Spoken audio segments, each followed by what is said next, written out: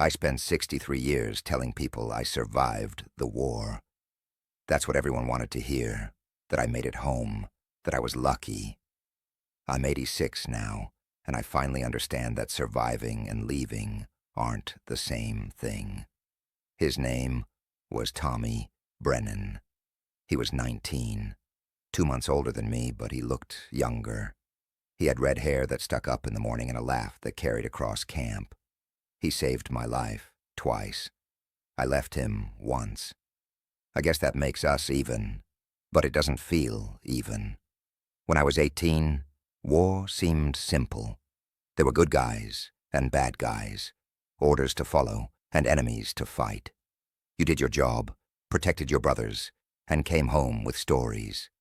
I believed in duty. I believed in courage. I believed that when the moment came, I would know what to do. The Army taught us to move fast and think later. Keep your head down, follow orders. Don't get attached to anything you might lose. But Tommy was hard not to get attached to. He had this way of finding something to laugh about, even when everything was terrible. He'd share his rations when you forgot yours. He'd stay awake an extra hour on watch if you were sick. He reminded me of my little brother back home.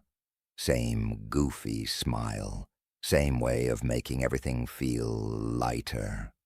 We went through basic training together, shipped out together, spent 8 months in the same unit, sleeping in the same bunkers, eating the same awful food. Tommy wrote letters to his mother every Sunday. He'd read parts of them out loud sometimes, stories about his hometown, plans for when he got back. He wanted to be a mechanic, maybe open his own shop. I wrote letters too, but mine were shorter, just enough to let my family know I was alive. Tommy wrote like he was having a conversation, like his mother was sitting right there with us. The day it happened was ordinary at first. Cold morning in November. We were moving through a small town, checking houses, clearing streets. Routine patrol. Tommy was walking point. I was maybe 20 yards behind him. We heard the shots before we saw where they came from. Everyone scattered, looking for cover. Standard procedure. Find shelter, assess the situation, regroup. I dove behind a stone wall. Tommy dove behind a car about 30 feet to my left. The shooting stopped as suddenly as it started. We waited, listening, watching. That's when I heard Tommy calling my name. Quiet at first, like he was trying not to attract attention. Then louder, more urgent. He'd been hit. I could see blood on his shoulder. Nothing fatal, but enough to slow him down. "Help me get back to the wall," he whispered. "I can't move right." The space between us was maybe 30 feet, wide open. If there was a sniper still positioned, crossing that space would make me an easy target. I looked at Tommy. I looked at the open ground. I looked back at the safety of my wall.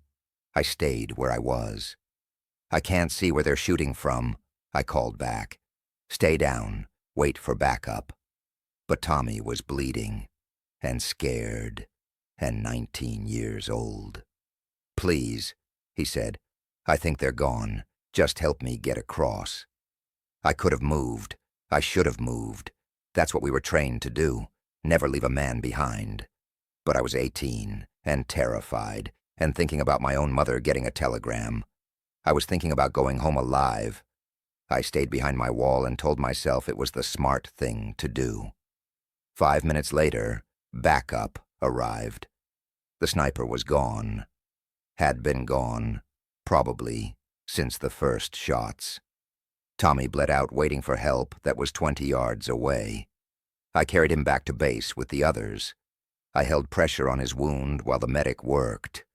I watched him die on a stretcher, asking for his mother. The report said he died from enemy fire during a patrol. Heroic service, Purple Heart. It didn't mention that he died alone while his friends stayed hidden behind a wall. Nobody asked me why I didn't help him. Nobody questioned my actions. In war, you make split-second decisions, and sometimes people die. It's understood. I was commended for staying in position and calling for backup, for not taking unnecessary risks, for being smart instead of brave. I came home 6 months later with an honorable discharge and a handful of medals. My family was proud. My neighbors treated me like a hero. People asked about the war sometimes, at barbecues or church dinners or family gatherings. What was it like over there? Must have been scary. Thank you for your service. I learned to give short, polite answers. It was tough. We did our job. I was glad to be home. I never mentioned Tommy Brennan. When people pressed for details, I'd change the subject. When my son asked about my medals, I'd put them away and talk about something else. When my grandson wrote a school report about veterans and wanted to interview me, I suddenly had somewhere else to be.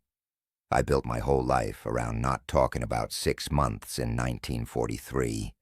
I got married, had children, worked for 37 years at the same factory, bought a house, raised a family, lived what everyone would call a normal, successful life.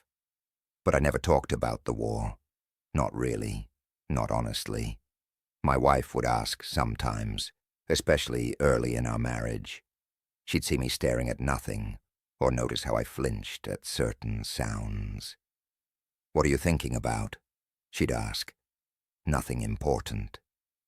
Maybe it would help to talk about it. There's nothing to talk about. After a while, she stopped asking. Everyone stopped asking. It became accepted that the war was something I didn't discuss. People respected that. They assumed I was protecting them from difficult stories. They didn't know I was protecting myself from one specific moment. For 60 years, I managed to avoid most reminders. I didn't watch war movies. I didn't attend veterans' events. I kept my service quiet and my memories buried. But last spring, my grandson took me to the war memorial downtown. He wanted to show me something for a school project. "Look, Grandpa," he said, pointing to a wall of names. "All these guys served around the same time you did." I looked at the wall because he was excited, because I loved him, because I didn't want to disappoint him. And there it was, 3rd row from the bottom. Thomas, Tommy, Brennan, 1924, 1943. I stared at his name for a long time. My grandson kept talking about his project, but I couldn't hear him anymore. All I could hear was Tommy's voice calling my name, asking for help, saying please. That night, I couldn't sleep. For the first time in decades, I let myself remember that day completely. Not just the official version I'd practiced telling, but what really happened.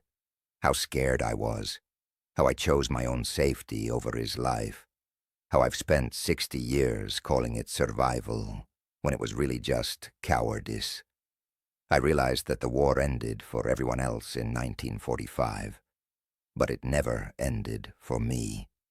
I've been fighting that same battle for 63 years, staying hidden behind the same wall, refusing to move toward something difficult because it might hurt.